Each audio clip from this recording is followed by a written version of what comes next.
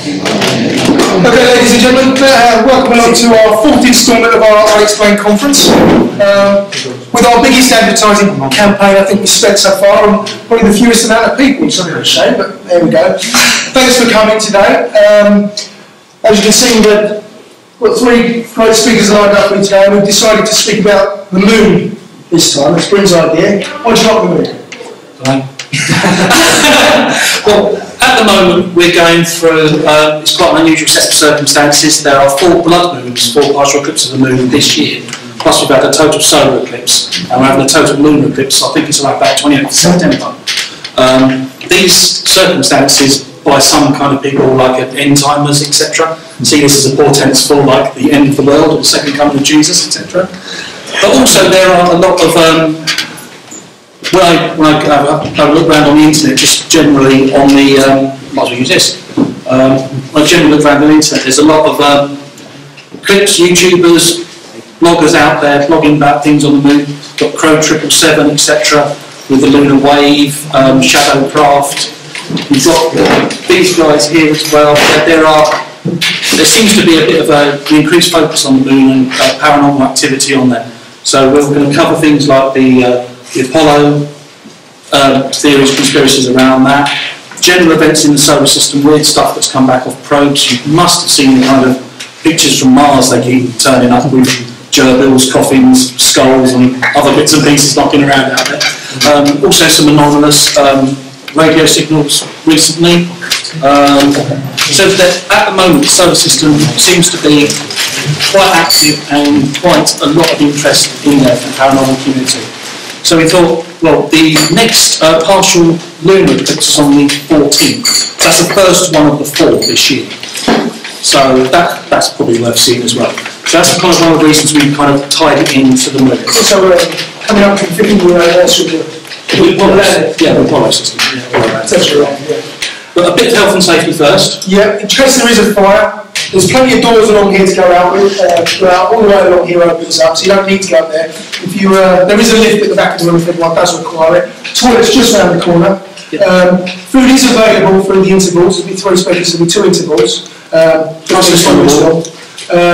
Prices on the wall over there. If you need anything, order from David or Bridget. They'll be wandering around.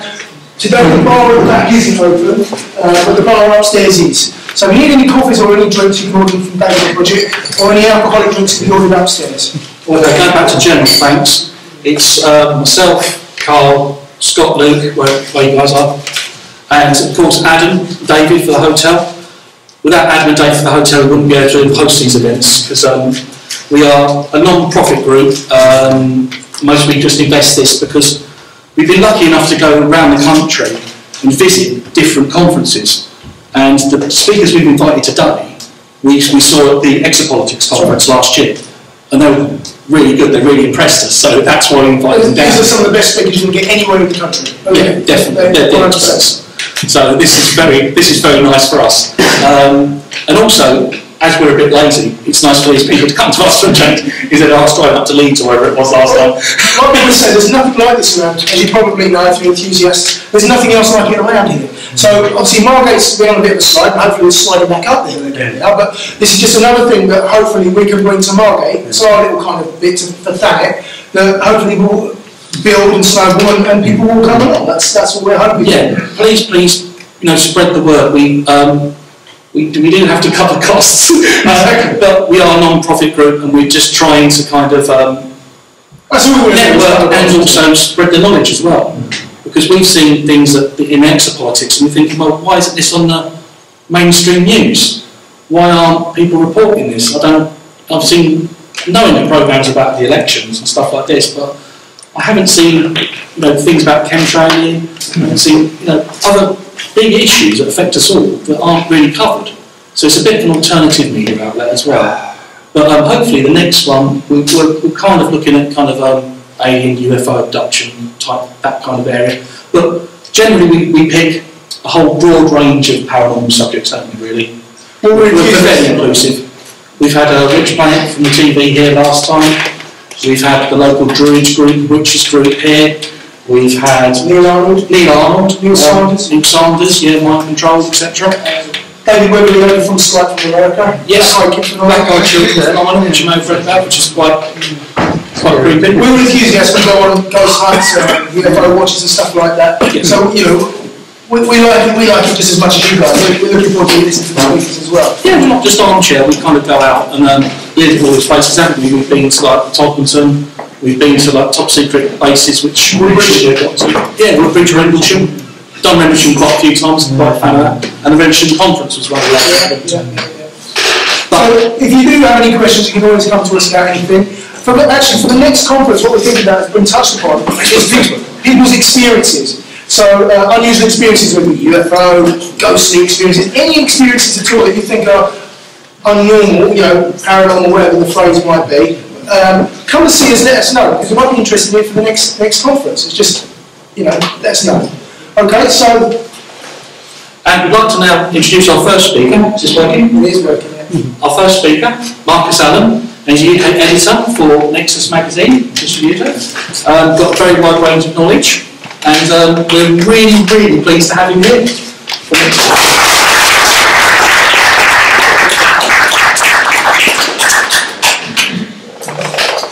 Thank you, ladies and gentlemen. I'll put my thing on. You still hear me? Yeah, they're still here. Right, we're off. Thank you. Thank you, Jim and Carl, and everybody behind this conference. Really impressed. And thank you for putting it together. And thank you for inviting me. What a generous introduction. Let's hope I can live up to it. Right, we're going to talk about the Apollo moon landings. The alleged Apollo moon landings, I can say. You know where I'm coming from now. If anybody disagrees with anything I say, I'd like to hear about it, because I want to get this right. But in 20 years of research and in several hundred interviews on radio, television, I was interviewed by Jeremy Clarkson on this subject about 10 years ago, and he seemed to think it was a reasonable thing, but then he doesn't like America very much, so anything to destroy America's reputation. That was fun, and John Vaughan on Big Breakfast, Coast to Coast, in America, all these things, they all produce, interesting, Coast to Coast has a huge audience right across Coast to Coast, you can tell where it's broadcast. I was lying on my sofa in East Grinstead, and they were being broadcast all over America. And one of the people listening was a guy called Jack White, who had done a lot of interesting research on the Kennedy assassination with Jim Fitzer, and he'd started doing quite a bit on the Apollo moon landings. And he said, I've got some pictures you might be interested to have a look at. He's a photo analyst, and I'm a photographer. I was a photographer. I worked in London in the 60s, so I know about photographs taken on the equipment and film that Apollo allegedly illustrated their adventures on. So I had a look at Jim's stuff. I introduced him to David Percy, who runs the Alice website, written the book Dark Moon. If anybody wants the definitive book on the subject of Dark Moon, we have it for sale here on the Nexus stand. Okay, enough of that. Nexus, by the way, I'm not the editor, I'm the publisher. Oh, sorry. That's all right. UK publisher of Nexus magazine. Anybody who hasn't read Nexus magazine has got a treat in store. Anybody who's read Nexus magazine knows what people are missing, because there are two types of people in the world: those who read Nexus and those who write. Plenty of copies there. 10 copies for £1 each, or 3 copies for £5. Can't say fairer than that. Fill the bag. I've even got carrier bags for you. So, end of commercial. The Apollo moon landings. This is how it's viewed. I was invited to speak at an astronomy group up in St Albans in February, and this is how they introduced me. And I thought, okay, that's what I think it is. Good luck to them. But what is a conspiracy theory? It's just something that doesn't agree with the official version. If you don't agree with the official version, and you can produce evidence to support your version, that's not a conspiracy theory, that's a fact. So the lunar conspiracy theory is gaining a lot of traction at the moment, because the longer we wait until we go back to the moon, the more people will ask the question, well, if it was so easy back in the 60s, how come we haven't been back? Remember what mobile phones looked like in the 1960s? We didn't have them, did we? We had calculators and valve-driven radios. We now have microprocessors and all sorts of weird and wonderful, exciting things. Okay, the Apollo moon landings. We're going to be looking at the lunar photographs, possible anomalies, inconsistencies, and unexplained details. So again, thank you for inviting me to speak here.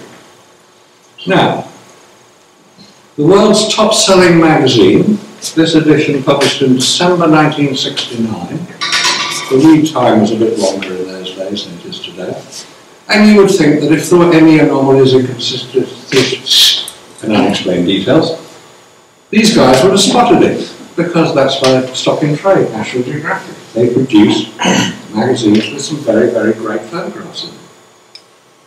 This had sales at the time of 11 million copies an issue. It was a big magazine. It's not so big today because the internet has overtaken quite.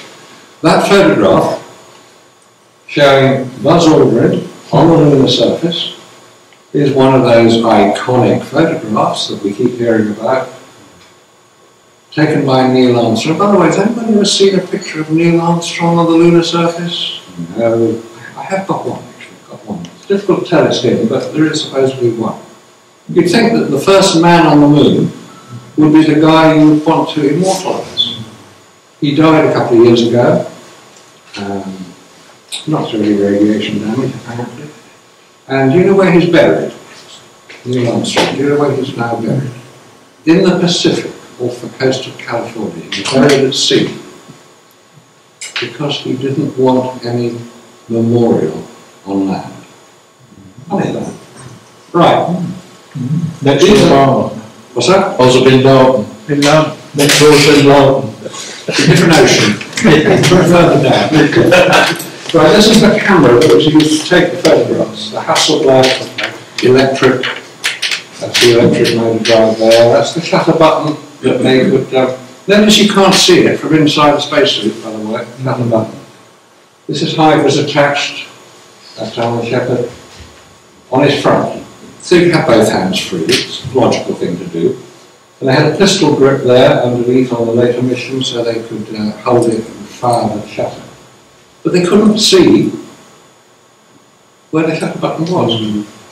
This is the camera you can go to the shop today and buy, and this is Neil Armstrong with the lunar camera.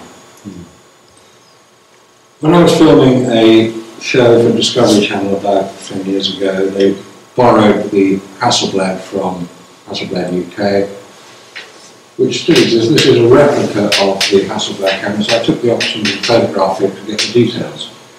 There's the electric motor drive. Notice the D2 batteries. Normal batteries are going to drop by. D2 batteries, so useful in low temperatures.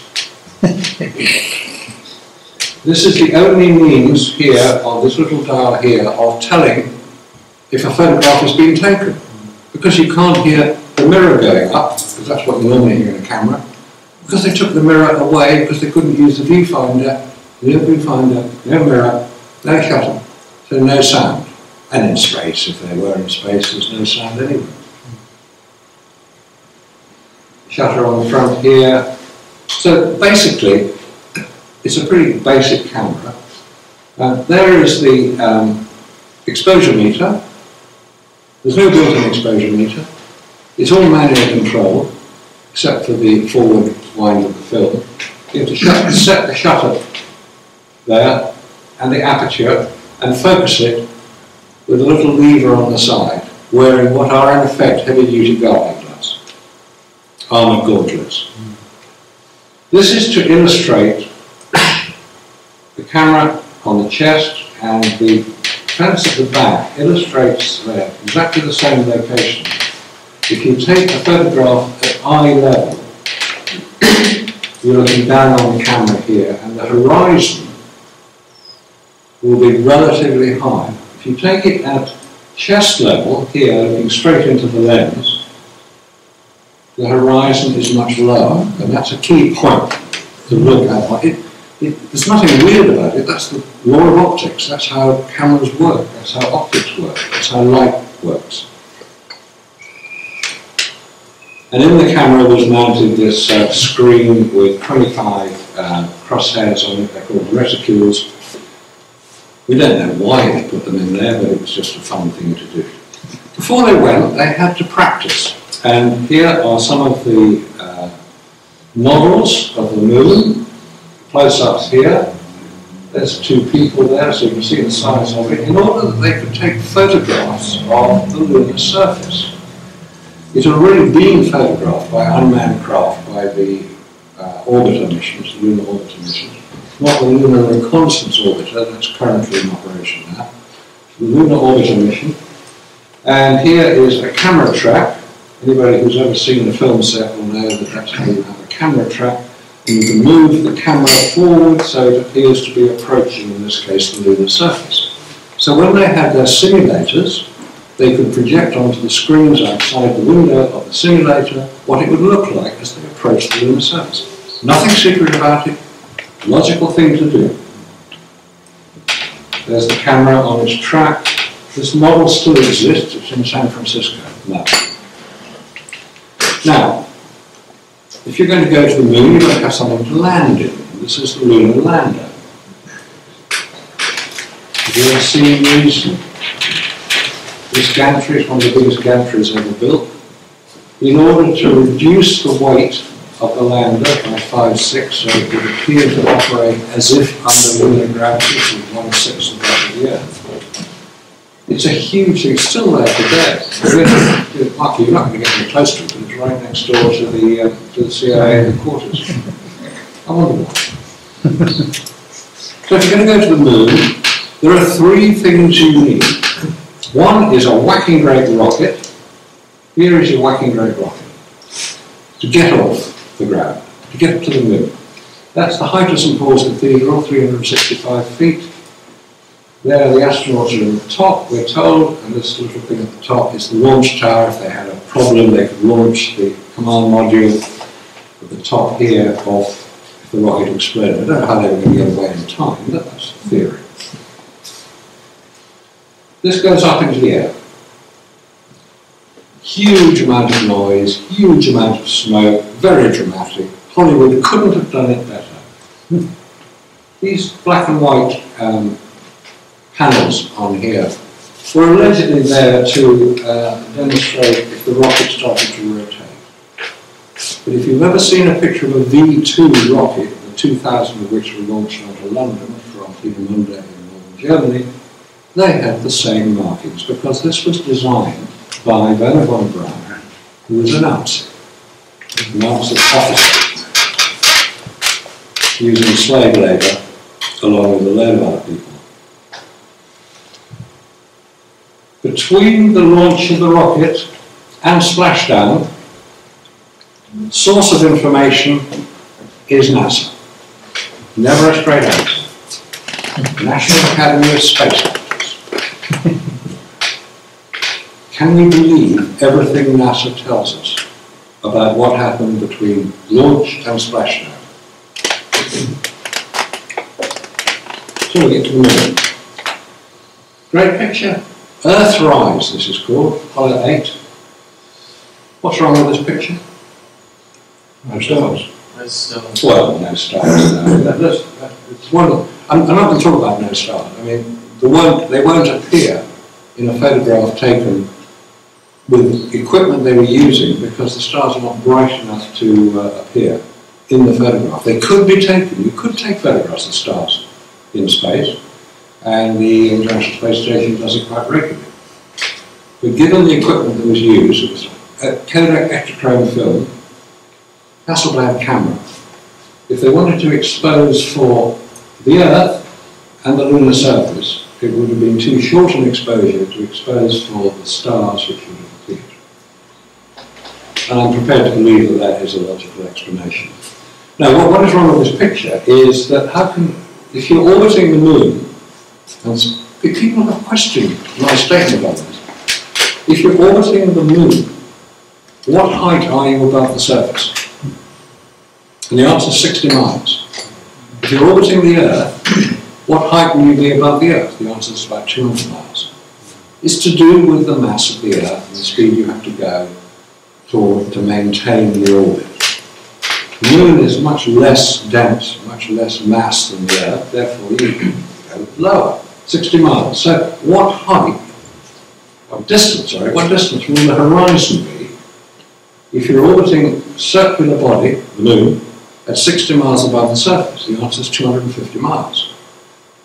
A bit of trigonometry will tell you that. So would you be able to see this amount of detail in the lunar surface? I say not, unless it was a model. And we've seen the models were built at the Moon. Pictures have been taken of the Earth. This could well be a double exposure to show one of the great images of space travel, which is Earthrise. Now, if you're going to go to the Moon, you've got to land. This is one of the things you've got to have. You've got to have your rocket to get off, you've got to have a spaceship to travel in, and we'll come to the third thing you must have to do all this in a minute. These are the control panels operated by Neil Armstrong in the lunar module. They're all more or less the same. Now, the question to ask here is, as they landed on the Moon, were they wearing their spacesuits as they landed the craft? It's logical to think that they were, in case something went wrong and they had to get off in a hurry. But the evidence doesn't appear to support that. The evidence appears to support the fact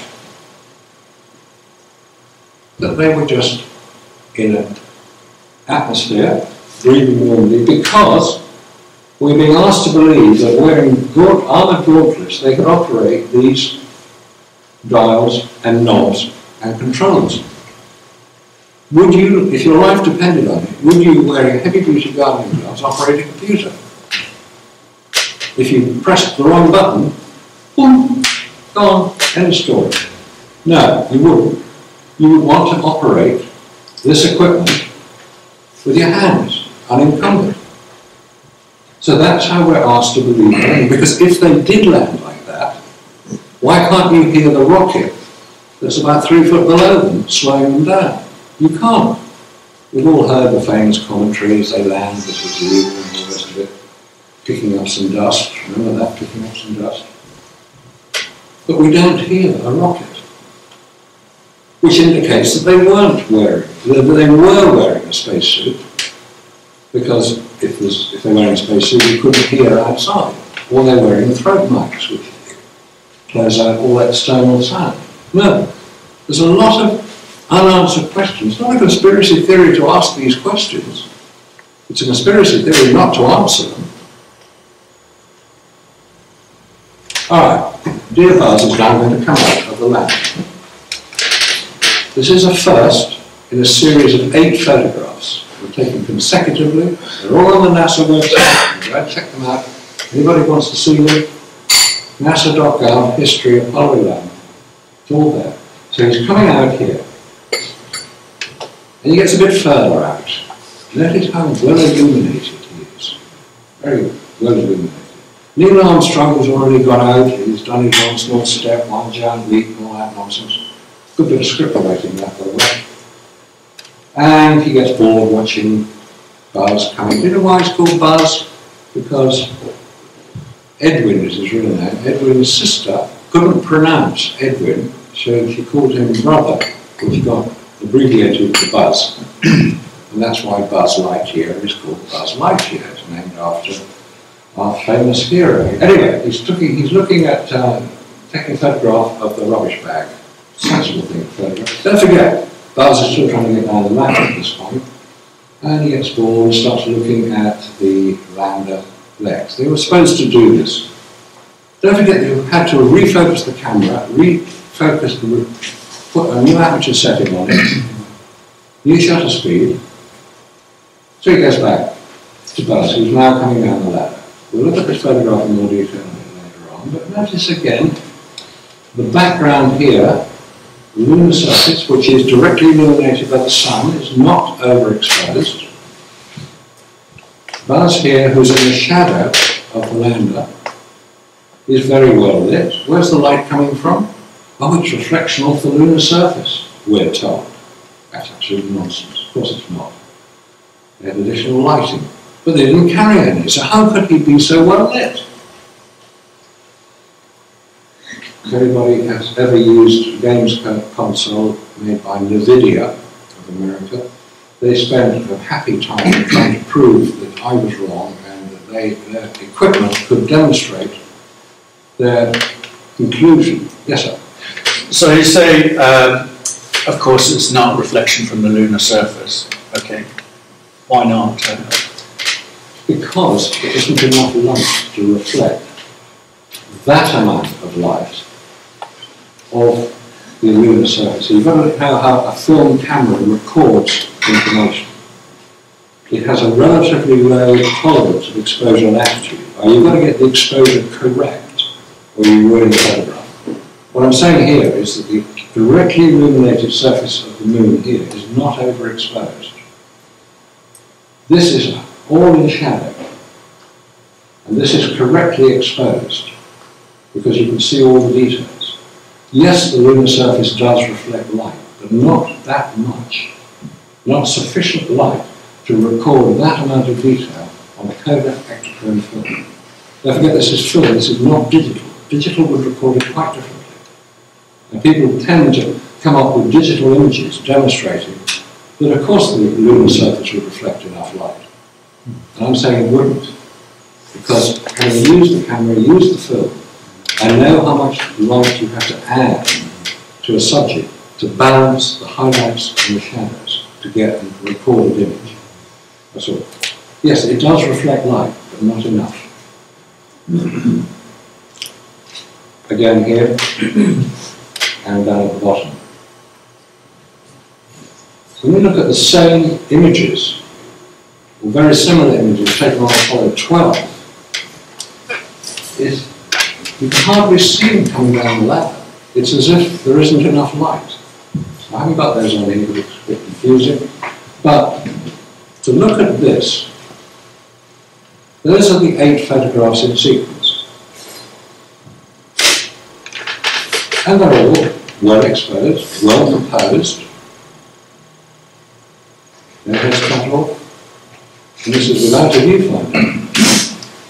Yes, it's possible to take photographs without a viewfinder. Of course, I've done it. Most photographers will say, yes, of course you can take a photograph without a viewfinder. But you take lots and lots of pictures to make sure you get at least one right. And you bracket the photograph. If you don't know the correct exposure, there's no exposure meter except that little dial on their camera. You bracket it one step above, one step below, one step above is going to be right. So when you process it, at least you get one that's correct. The processing of Kodak Ektachrome is called E6, and you can alter the processing if you know you've underexposed the photographs or you've overexposed. You tell the laboratory, push it one stop or reduce it one stop. You don't just assume every image. Now these are on rolls of film. And looking at the NASA website, this is what you'll find. Those are the ones we've just looked at. There's 8 there. The remainder there. Every single photograph taken on the Apollo mission, the EVA, the moonwalk stuff, 121 images. And they all look like you can then select one, you can enlarge it if you want to. It's quite high definition. You can see all the detail we wanted. Okay. Coming back to this photograph with Buzz coming out of the ladder. So coming out of the lander and getting onto the ladder. Notice 2 things here. One, his foot is not on the ladder. So his body is in motion relative to the camera. So how come it's not blurred? And what is this highlight of light doing here? Where's that come from? Does that come from the reflection of the lunar surface? A reflection of that nature is normally created by a point source of light. We then look at this one, not terribly clear, but there are highlights of light on the heel there,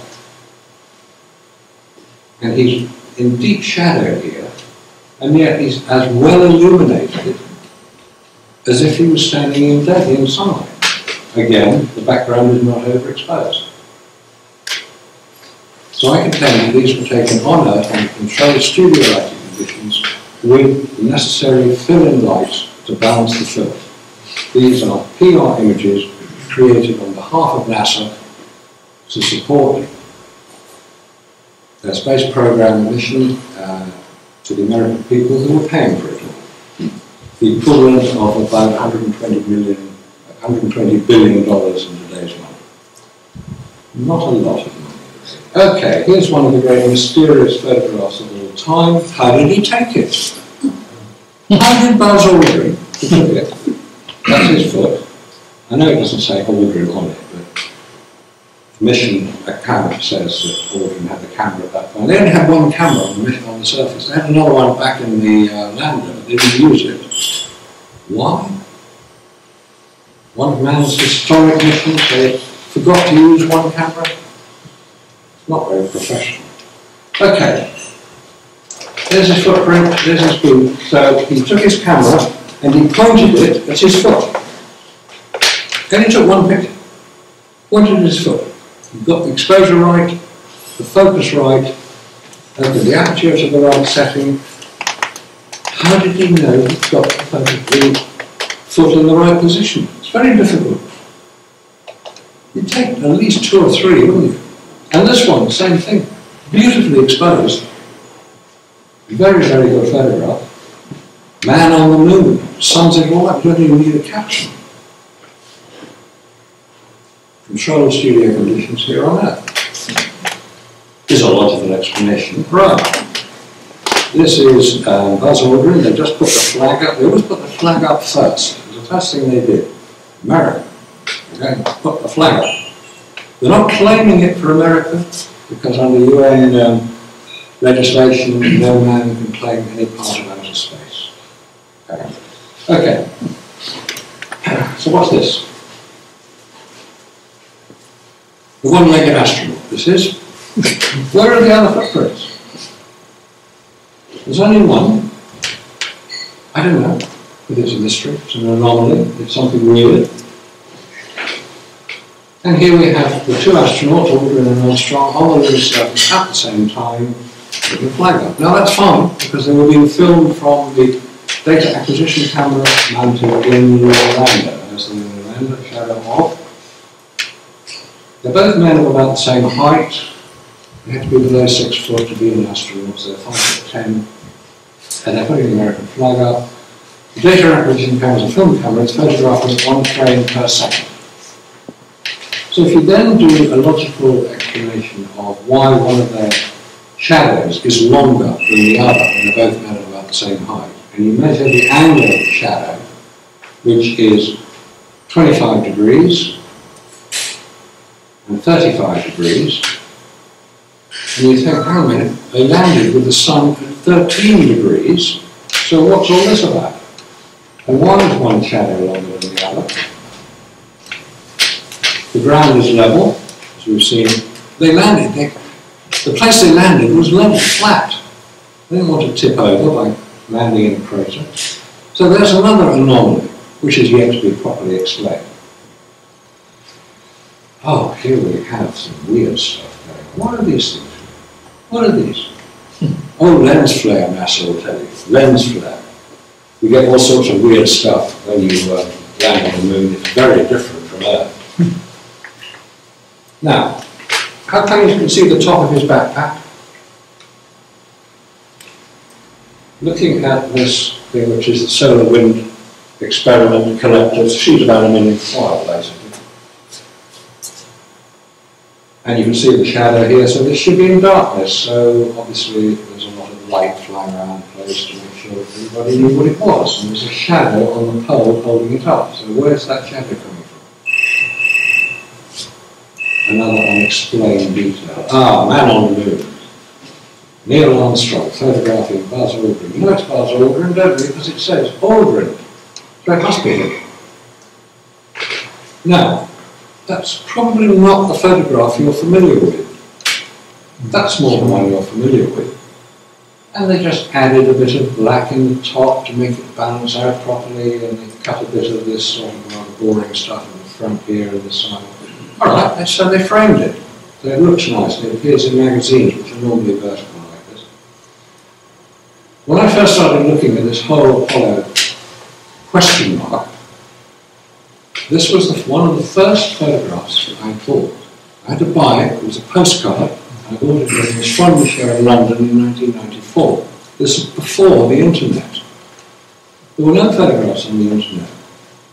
So when the internet comes along, and thanks to Sir Tim Berners-Lee for allowing it to be used as he has, NASA had to suddenly find a lot of photographs to put up on their website. They didn't have very many. This was one of the very few that actually existed. Notice how different it is from the original. This is taken from the NASA website, and it's the original image. It's as if he's standing in a pool of light. And why is there such a heavy fall of light towards the horizon, which on the moon apparently would be about 2 miles away? On Earth it's about 5 miles away. You go stand at the sea and look out to sea at sea level, about 5 miles you can see. On the moon it's about 2 miles, but the sun is illuminating this, we're told, so how come the sun is falling off? That doesn't make sense. It's not logical. It's as if he is being illuminated by a large spotlight, because you can see in his shadow area here all the detail you wish for. Where's that light coming from? Is that light reflected off the lunar surface? The lunar surface doesn't reflect that amount of light. 7 to 8%. It's called albedo, the amount that's reflected. A mirror will be 100%, black velvet will be 0. The moon is about 7 to 8%. You go out at night, you can look at the moon, and it's reflecting light from the sun. You can't look at the sun, or it's best not to, because it's very, very powerful. So it's obviously reflecting less than the moon is. It's emitting much more than the moon is reflecting. So again, we have an anomaly between the amount of light known to fall on the lunar surface and the amount reflected by it. Here it is. This is the photograph of Armstrong. Wow. Here he is. He was so keen to be seen on the moon that he turned his back to the camera in the only photograph known to exist of it. And it was only discovered 7 or 8 years ago, when people went through it with a fine-tooth comb and found out that Aldrin was photographing a panorama at this time, which included Armstrong. The only photograph.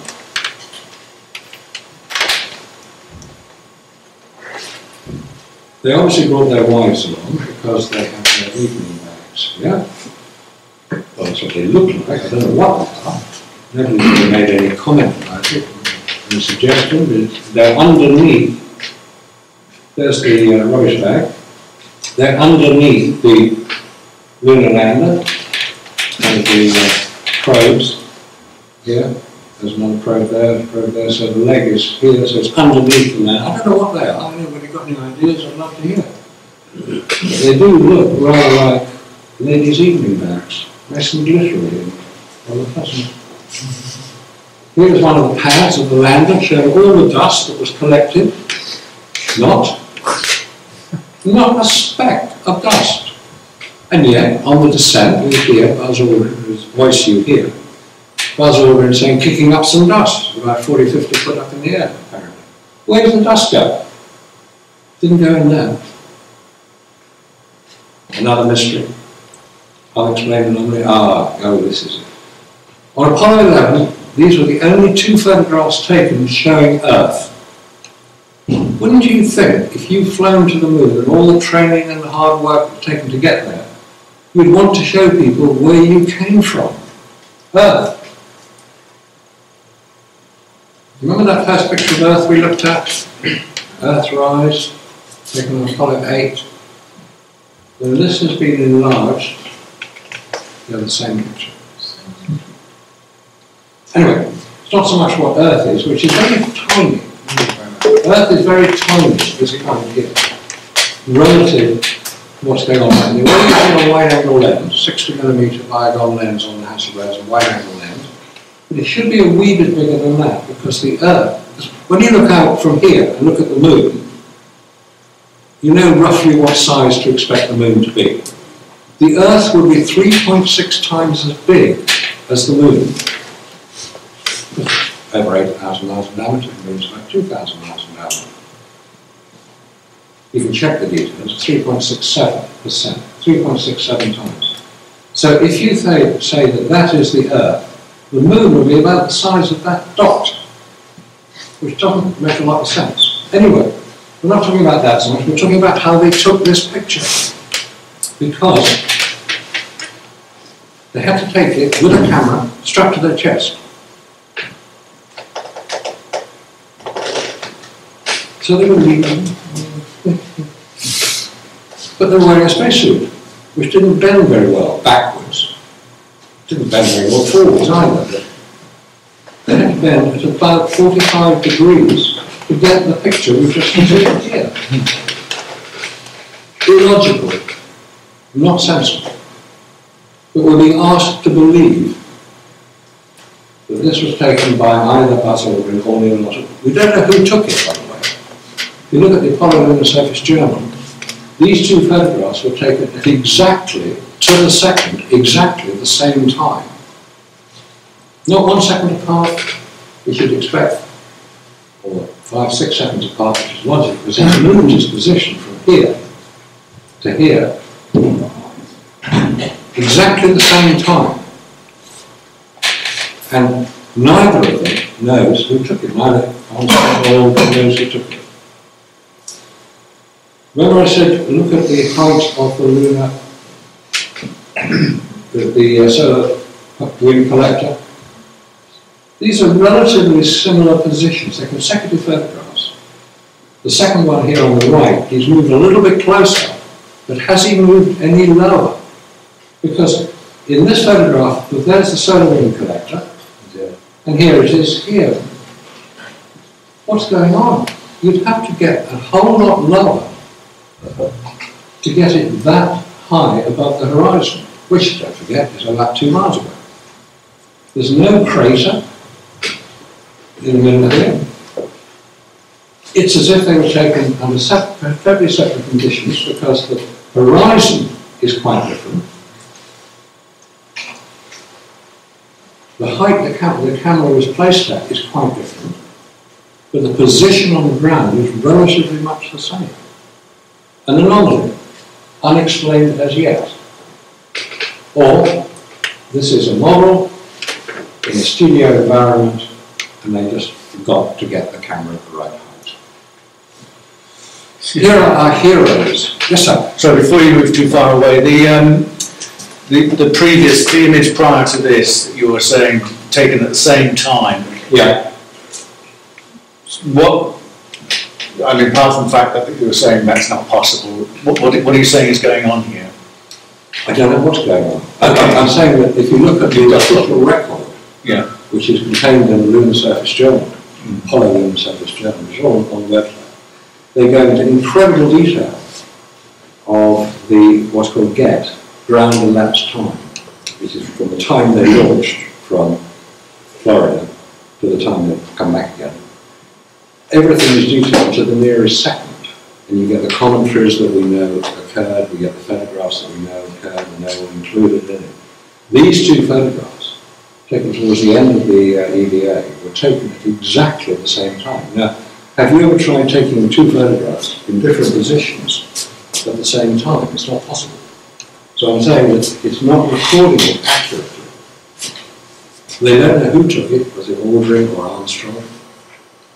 And yet they claim that this was taken on the lunar surface by somebody at the same time, one at the same time as that one. I'm claiming it couldn't possibly be taken at the same time. And it couldn't be physically possible to take it because of the bending back, which wasn't possible. The spacesuits were not designed, they were hardly designed for anything, really. All the spacesuits, which is something you need I thought, well, if these guys have been protected from all this radiation on the lunar surface and going to the moon, surely these spacesuits would be wonderful things. They could use them to go to Chernobyl and clear up the mess, and 3 Mile Island, and now Fukushima. So I wrote to the manufacturers of the spacesuit company called Hamilton Standard in Connecticut and said, could these spacesuits be used to go into clear up radiation damage? And they said, no, we don't advise that. We didn't build any radiation protection into the suits. Address your question to NASA. That's always the reply. Never a straight answer. Not sure I believe it when I get it. Right.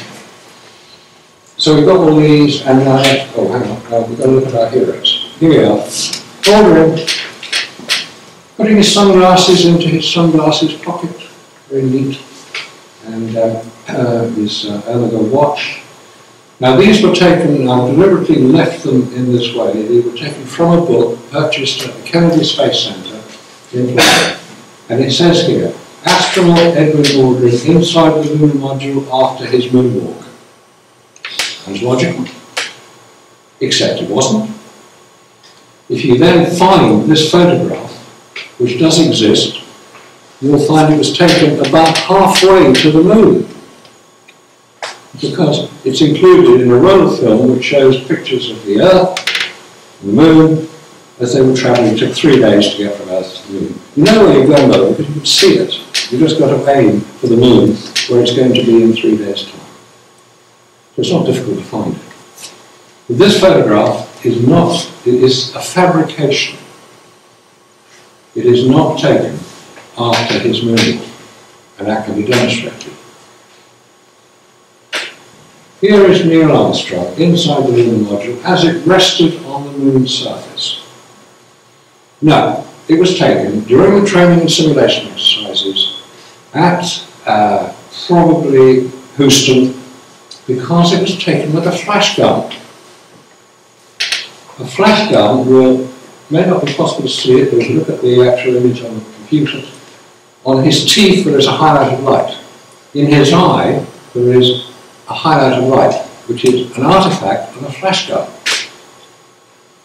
Look at any news photograph, a paparazzi photograph, any news photograph, you'll see that highlight of light in the eye. It's an artifact of using a flash gun. So how come this is resting on the moon's surface when they didn't have any flash guns? Another incomprehensible image and explanation from NASA. Right, Apollo 12. Notice how very little illumination there is here. A little bit on here. Similar type of environment. And then you look in detail at the photograph, and this is what you find. Huge amount of retouching has been done. Why? Why fiddle with the photograph if it's real? I don't cover much of Apollo 13. I should be back.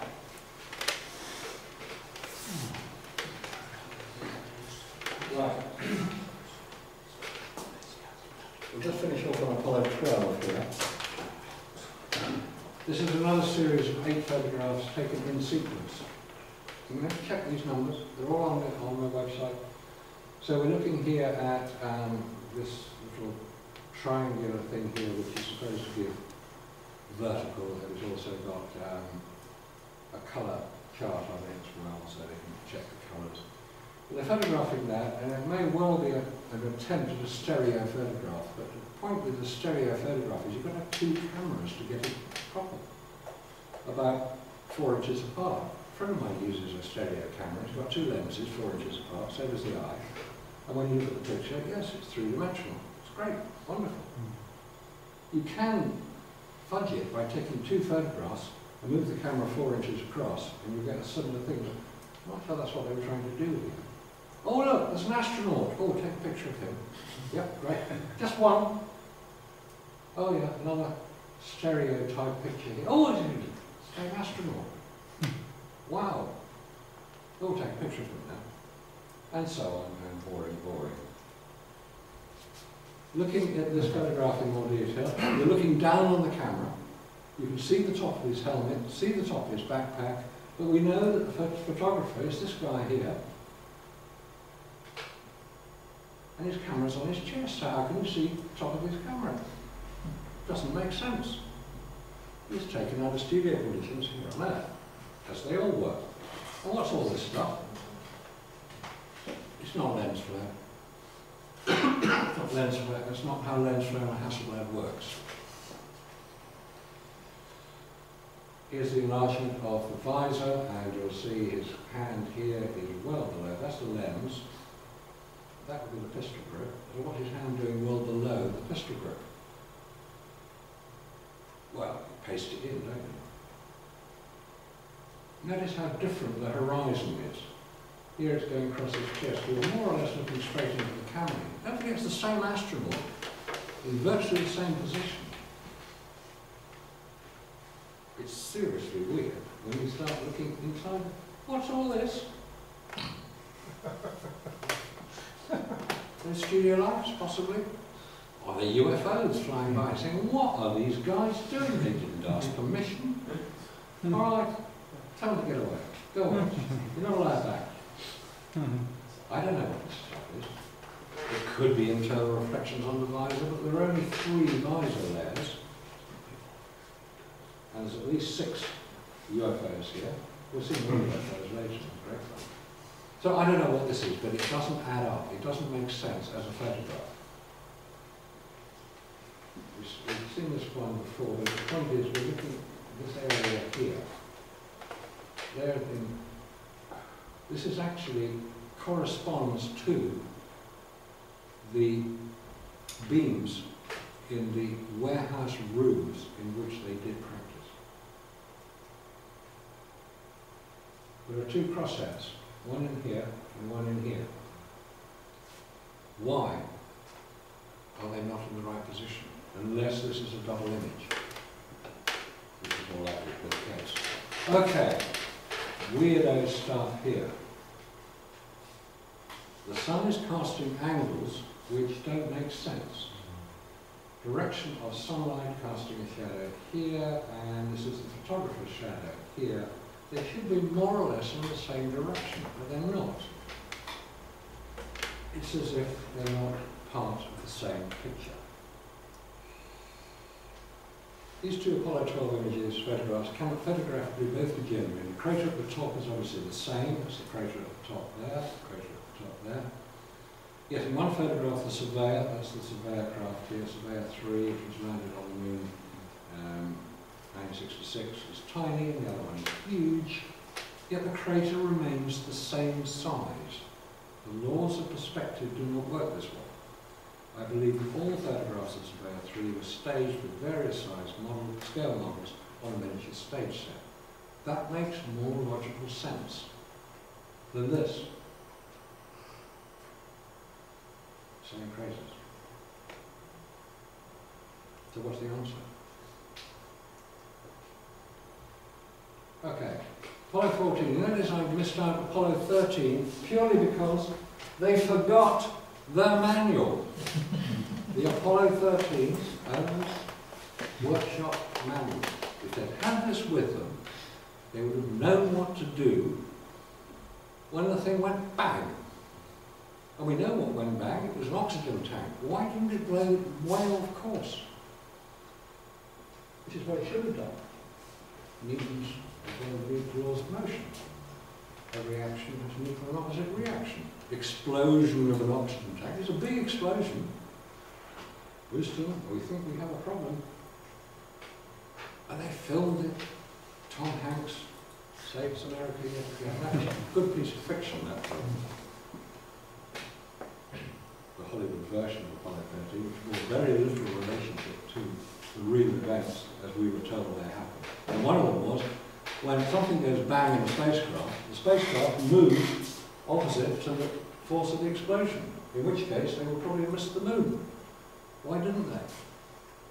It was a good piece of script writing. Anyway, you can tell I'm a bit cynical about this whole Apollo stuff, because we've been told to believe it. For 46 years we've been told to believe it. For 25 of those years I did believe it. until I started looking at it. Right, here's Apollo 14. Here's yet another ridiculous picture. You can see where the sun is. It's way behind it. It's coming through here, apparently. Well, there's a spotlight, by the way. It's not the sun. Anyway, it's illuminating the surface here, and this is the shadow of the lander here, which is black, as you'd expect it to be. And then when you look in detail here at these are the crosshairs, and there are two of them. Oh dear. Or they forgot to take the sheet with the crosshairs off, or something. Now, you cannot photograph directly into the sun without causing severe damage to the film around it. So what is going on with this? Now, looking in detail in that image, you'll see the interior of a tungsten light, a studio spotlight. I'll show you where you can find all this. Okay, Apollo 14, this is another view of the same lander, and we flip it over like this because what we want to do is look at this picture, which is, there's the flipped over bit, there's the lander.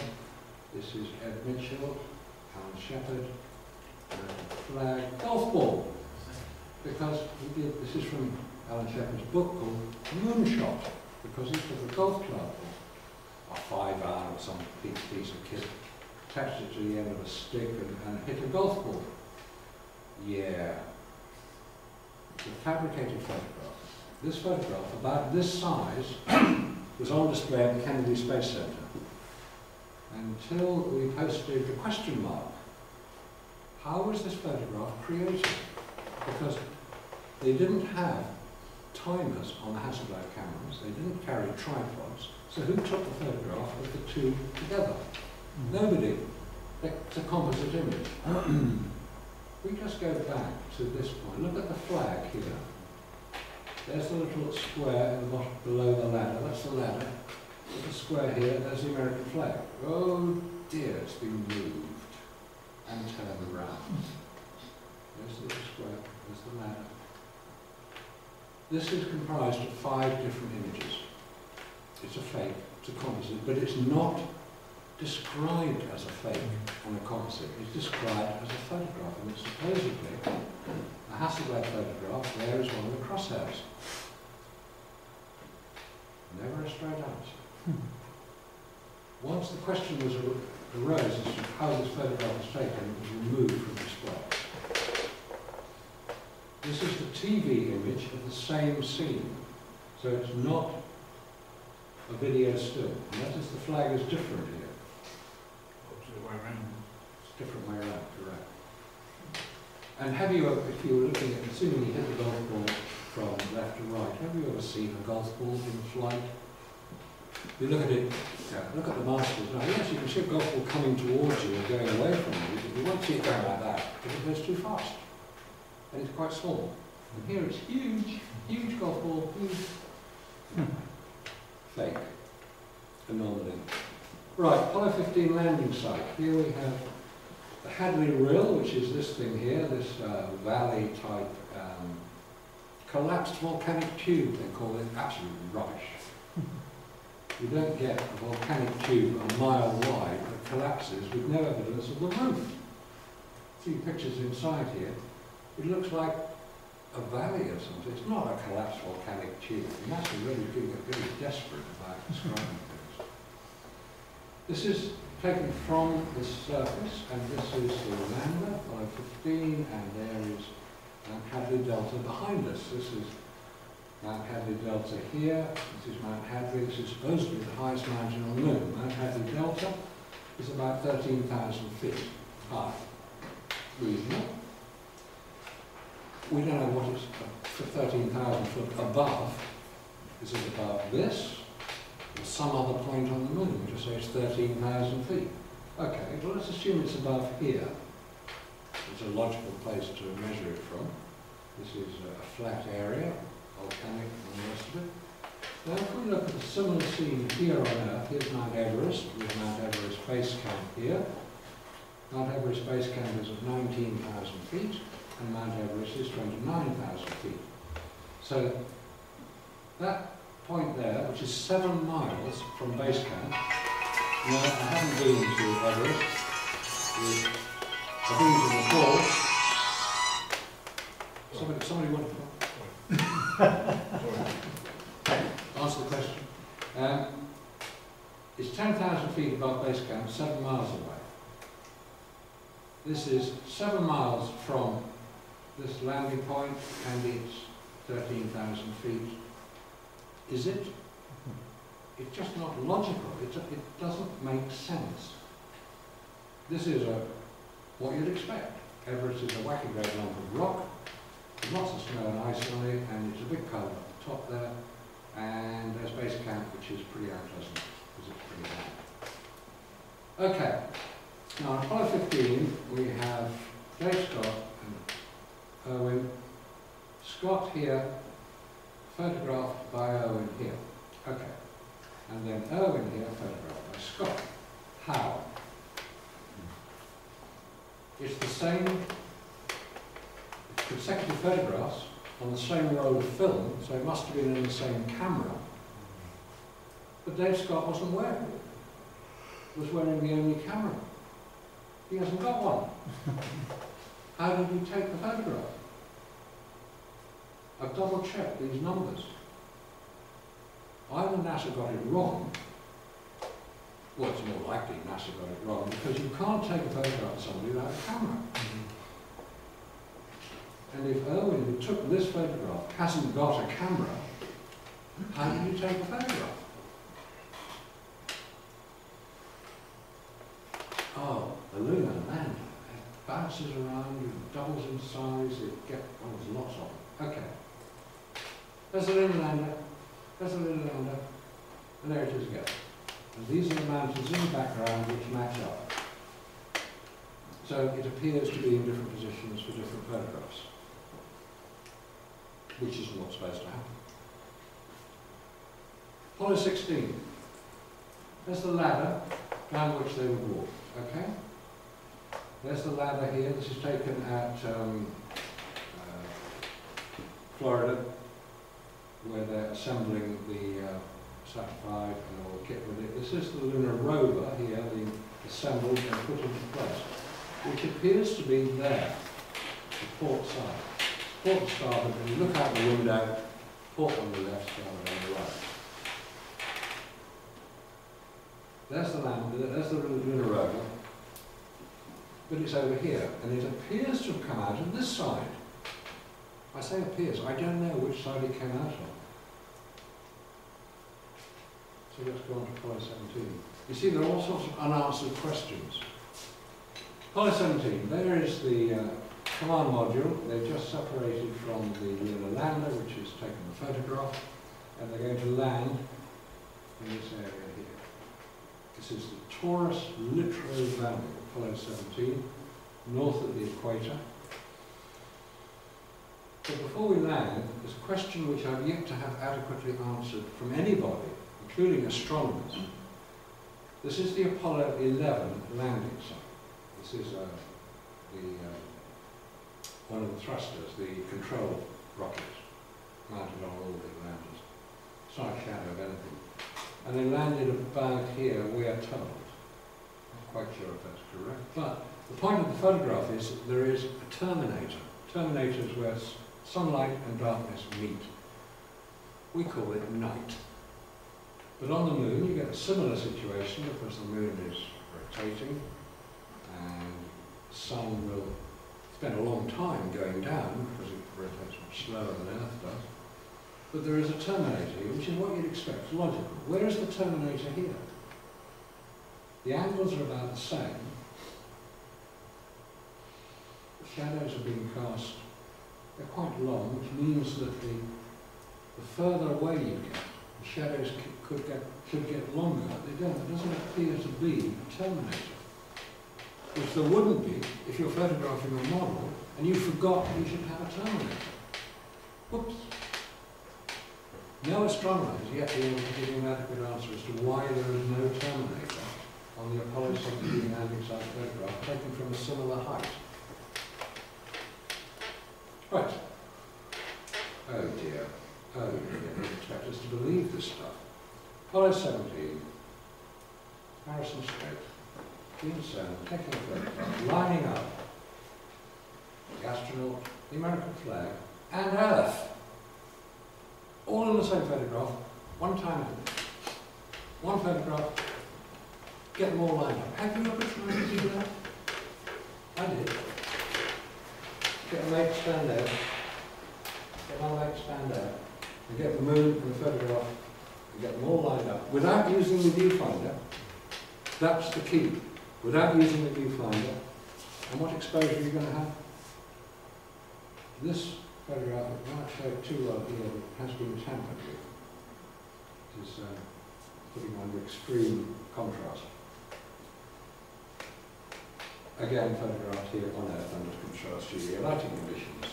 Okay, Apollo 17 landing site. Now, you may have heard some stories about the involvement of Stanley Kubrick in the moon landing photographs. And people have claimed to have seen in the back of some of the images what they call glass structures on the moon. Kubrick did use, he was the first major filmmaker to use front screen projection. And front screen projection, as the name implies, uses a screen, the activity with the action going on in front of the screen and the background showing whatever background you want to show. And Kubrick used it in the film 2001 for the ape scenes, where the apes were men in suits, and the African savannah was projected onto the screen at the back, big screen, and it was all filmed at Pine Studios. Because Kubrick didn't like flying, he didn't like going anywhere, he just worked at Pine Studios, he lived near Hatfield. If you use a screen, this is the sort of artifact you get from it. I mean, this is a screen here, what we're projecting onto here. It reflects the light. Okay, so I don't claim that Kubrick had any involvement in Apollo 11 because I've seen no evidence for it. There's lots of circumstantial evidence that he might have been involved as a consultant. But given that he was filming 2001 and editing it, it's debatable. He had a great sense of humour. He put into his film The Shining quite a lot of references to Apollo. And his last film, Eyes Wide Shut, which he died before the premiere took place, he stipulated that Kubrick had total control over the release and editing of his film. He stipulated in the contract that the premiere of Eyes Wide Shut would occur on July the 16th, 1999, which was the 30th anniversary of the launch of Apollo 11. That's a great sense of humour. Now, in this photograph is the lunar lander. It is there. You'll see it in there. This is similar to one we just looked at, but the lunar lander does exist in the photograph, and it's right there. But we can't see it. So let's have a look in more detail. There it is. Tiny, because that's about 3 miles away from a camera position. It's about the size you would expect to see an object about a little bit taller than this one, 10 foot wide. You've got to get pretty close to it to see if it is the lunar lander. Okay, so what's all this about? That's the photograph we just looked at. There it is there. Here's another photograph of the lunar lander, and here's another photograph of the lunar lander. And in the same, in all these photographs is this object, object A, and object D and object E as well. It's just to show that they are the same background. Doesn't make sense. Visually it doesn't make sense, photographically it doesn't make sense, scientifically it doesn't make sense. It's fictional. As is this. Wow, it jumps around here. There's the lander, oops, there it is there. It's the same background. Doesn't make sense. Where's it gone? Where's the lander? There it is there. Where's it? Should be there, it isn't. Why? Disappeared. Who took it? E.T. desperately cleaning the place up. Where are the footprints that put this little rod in place? No, never in sight. And why are there no tire tracks on the rover? Footprints, yes, there are footprints. And no, they didn't kick all the dust over them because there's no dust at the back or front or back or behind. And notice how it varies.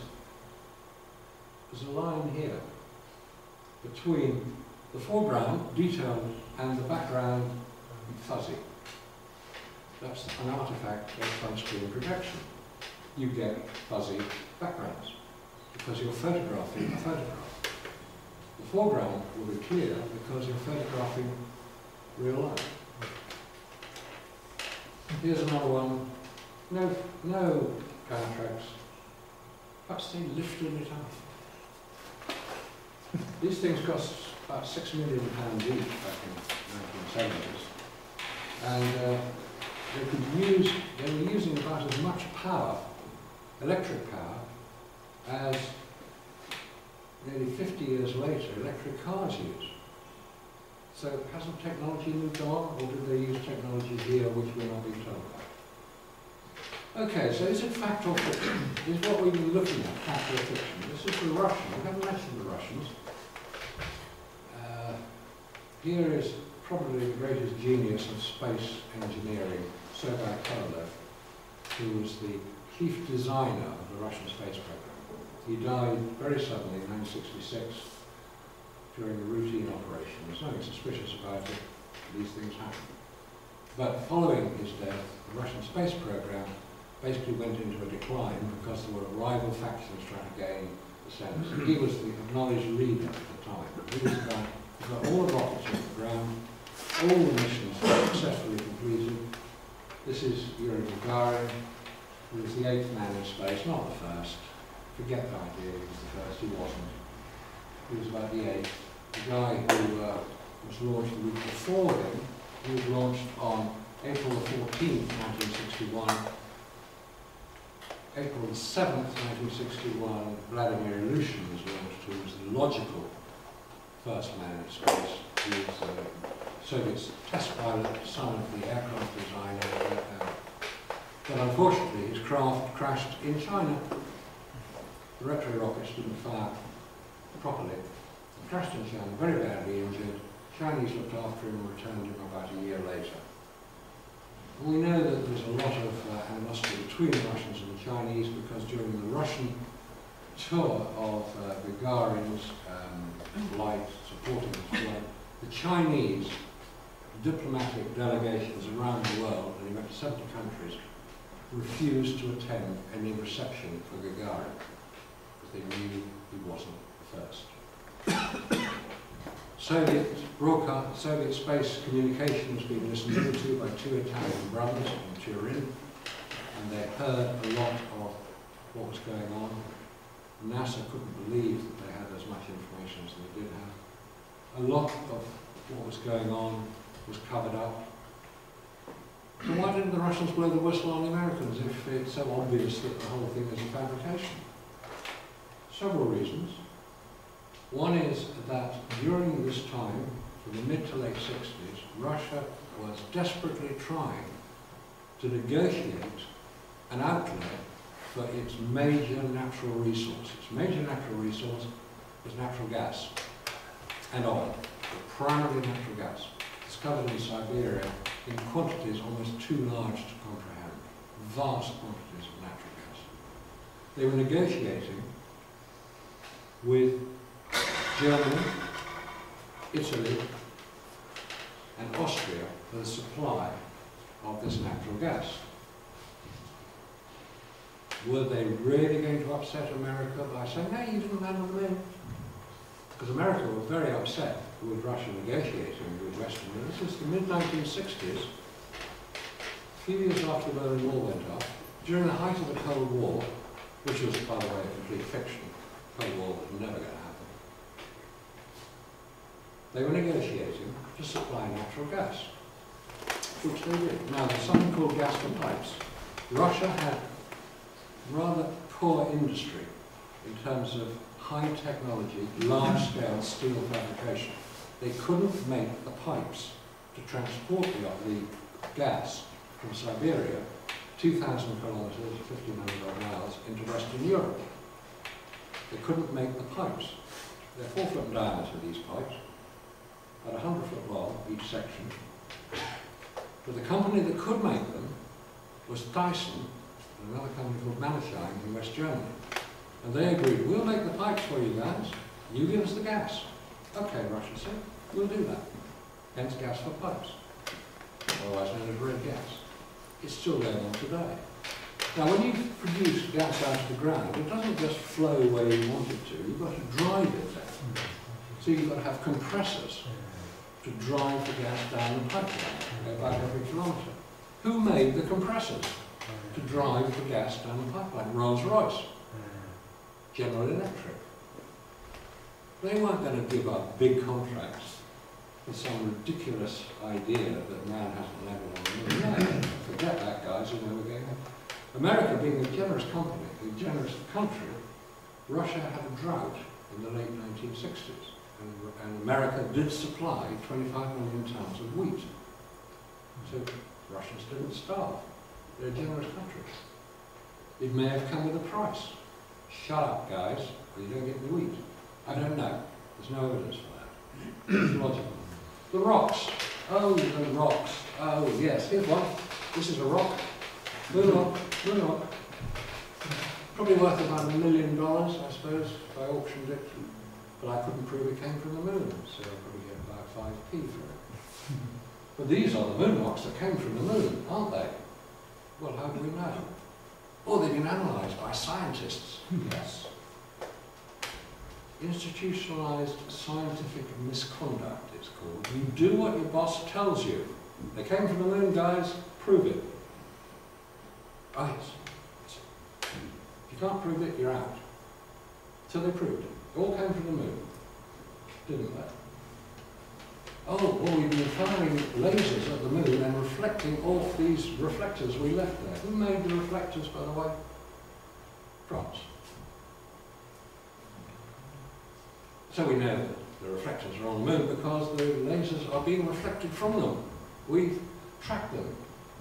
Oh dear, people still believe this stuff. In 1951, the CIA were firing radio signals at the moon as a secure form of communication to be picked up from another place on Earth. In 1966, National Geographic were publishing an article describing how you reflect, how lasers reflect off the moon. Oh, we didn't know that the reflectors there in 1966, did we? No, we didn't, because they don't need a reflector. If you fire a laser at the moon, how wide is the beam when it gets to the moon? We're told that lasers are straight. Well, they're pretty well straight, you know, this thing here, quite straight. But over 250,000 miles, it'll spread a little bit. When it gets to the moon, it's about a mile wide, the beam. So how wide is it? What? 7 kilometres. Thank you. 7 kilometres. Andrew says 7 kilometres. Any advance on 7? It's wide, that's what I say, it's wide. So how wide is it when it gets back to Earth? 20? Any advance on 20? Probably 14, I don't know what. I can interject that they send out a quadrillion photons in one of these laser pulses, and how many get returned? Would anybody like to guess that? About 6. 1. Okay. They've got to have a whacking great receiver Quadrillion. to pick it up. So it's a wonderful story which bears no relationship to science. So we dealt with the Russians. No, they were never going to blow the whistle. We dealt with the rocks. Well, we don't know they came from the moon. One of them came from Earth. Antarctica's favourite place. And the reflectors. You don't actually need a reflector to bounce a laser off the moon. Oh dear. So it's all falling apart, this whole story, isn't it? And then, oh dear, oh dear, oh dear. When the Rijksmuseum, anybody visited the Rijksmuseum in Amsterdam? Wonderful museum. It's got one of the great paintings of the world, Night Watch. If you ever get there, go and see Night Watch. Holland will never allow the painting out of the country. It is their national emblem, painted by Rembrandt, of a group of people who were the night watch in Amsterdam in about 1600. Fantastic painting. Anyway, the Rijksmuseum underwent a great deal of renovation in the last few years, and they had to take a lot of the displays down. And one of the displays was this piece of moon rock, presented with the compliments of the Ambassador of the United States of America to commemorate the visit to the Netherlands of the Apollo 11 astronauts, the Armstrong and Collins. And it was on display for about 30 years, and they moved it when they did the renovation on the Rijksmuseum. Oh dear. It was a piece of petrified wood. Did somebody nick the real bit? How did they know it wasn't the same one? And they think it's quite funny in Holland. They keep it on display, saying, fake moon rock. They could put a lot more on there. At one point it was insured for $500,000. That's why this is worth so much. Or not. So, when America went to the moon, they came back with all these lumps of wood, 340 kilos of rock, 840 odd pounds, a lot of it. America being generous, they gave it out to all the countries of the world. And you can see Britain's moon rock. It's in the Science Museum. And you know it's a piece of moon rock because it says moon rock. So it's got to be moon rock. The Science Museum wouldn't lie. But 90 countries can't account for their piece of moon rock. A tiny little bit. And 10 states in America can't account for the piece of moon rock that they were awarded to commemorate this wonderful, earth-shattering, scientifically iconic event. Shows how much they care, doesn't it, really? So if you ever come across a piece of moon rock, and somebody did nick a lot of it, 2002, he worked for Houston, and he found he could get in, and he took a trolley in, and took this filing cabinet, which had all the moon rock in it, it's a funny place to keep it, and wheeled it out, and tried to sell it, until somebody thought, hey, come on, you've got an awful lot of moon rock, so you got 8 years in prison. But it's a great story. The only piece of moon rock I've ever seen is a piece that's marked moon rock, because how would you know? You know, I say this is a piece of moon rock, how would you know it isn't? You'd ask me where I got it from. You'd ask me all sorts of questions. I could probably convince you that I got it. Just go. Could you tell by the amount of radiation actually saturated into the rock or whatever? It's possible. Obviously the radiation levels on the moon would be different. Yeah, but we haven't really even discussed the radiation, because that's the showstopper of space. It would probably be possible to see if radiation had affected it, if this was moon rock. Or you could get the micrometeorite impacts, little pits that are supposedly proving it. Or you can go to Antarctica and pick them up off the ground. It's what Werner von Braun did in 1967.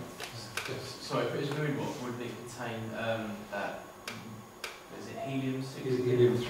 Yeah, helium-3. Would it contain elements of that, and that's how you can tell? You would have thought so, but nobody's ever used that as a suggestion of identifying it. Maybe because it would be logical, wouldn't it? Being that the Chinese want to go up to the moon and mine helium. Yeah, I'm never quite sure what the helium-3 is supposed to be used for. It's supposed to be some super energy. Fusion reaction. Yeah. It's what? Fusion reaction. The science. Okay.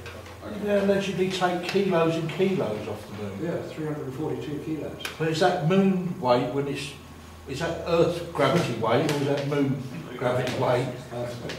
Sorry? Earth weight.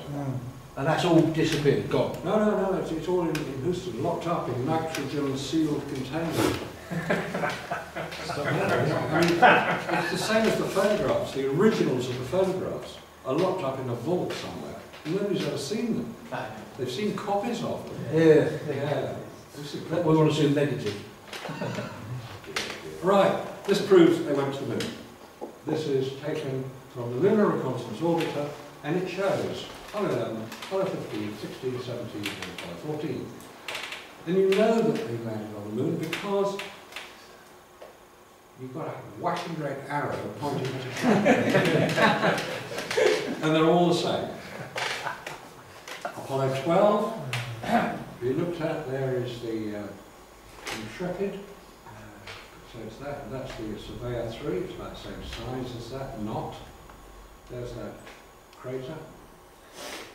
And these are various indicating that they were walking around on the lunar surface. Until you start looking in detail at these images. So, here is the lunar descent stage, which was left on the lunar surface so they could take off from it on the top. Unfortunately, they forgot one thing about launching a rocket. When you launch a rocket, it's got to build up a degree of power before it can lift the weight of whatever it is that's going to go up. And the engines weren't that big because the weight wasn't that great on the Apollo ascent stage. But it would still produce a lot of power before it could shift anything, even in 1/6 gravity. Looking at the top of the descent stage, that's the launch pad, there is nowhere for the exhaust gas to go. It's a completely flat surface. And the ascent stage is just bolted to it, and it's separated by explosive bolts. You've probably seen those images of the thing taking off. No flame, no heat source. So where did the exhaust gases go before it had enough power to move the thing up? There was nowhere for them to go. It would have basically exploded the ascent stage. It was never designed to take off from the moon. It was never tested anywhere.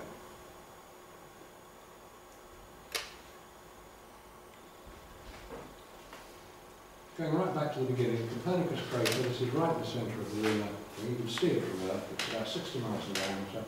This was taken with the Surveyor 3, the Orbiter 3 craft here. Now, we're told on the moon there are lots of impact craters. And yes, there are a lot of impact craters. But you can always tell an impact crater because it has a certain physical dimension to it. It's saucer shaped. Because if you're a lump of rock wandering through space looking for something to hit, like the moon, you will create an impact crater. We've got one of those, it's called Meteor Crater in Arizona. And a large lump of rock traveling very far through space will make a crater that is 8 times the diameter as its depth. That's physics. Copernicus crater is 60 miles in diameter and 2 miles deep. It's not an impact crater, it's an electrical discharge crater. Remember those stories in the Bible and historically about thunderbolts in the sky? If you get 2 electrically charged objects passing close to each other, the higher potential will discharge into the lower potential. The moon is a relatively small body compared to, say, Earth or Mars or Venus. As they pass close by, which they have done in relatively recent times, they will discharge one into the other. And that's what a lot of these impact craters are. They're electrical discharge craters. This looks like an open cast coal mine, actually. So there are a lot of unexplained questions. And this is one of the biggest ones of them all. The Tello crater, photographed by the Lunar Orbiter 5 mission in August 1966, and it photographed an object on the lunar surface, 2 objects here, which appears to leave a track. It's as if it's rolled across the lunar surface, leaving some sort of track in its path. This is about 25 foot in diameter, this is about 75 foot in diameter. When NASA were asked to explain this photograph, they said, oh, that's easy. There's a rocks dislodged by moonquakes. Moonquakes on the moon. It's a very volcanically active place, isn't it? Rocks, why not dislodge all these other rocks? There are hundreds of them around. No, it just dislodged this one and this one, both of which came up out of a crater. And in different sections of this, above this, there are another 3 tracks, smaller tracks. But this is the most dramatic one. I've got no idea what it is. I know what I think it is. I know what you may think it is. But it definitely exists. It's never been photographed again. We know exactly where it is. If you go onto Google and you put Rolling Rocks Moon, this is what you'll get. You'll get all the other photographs associated with it. And this is a very small part of a much larger image.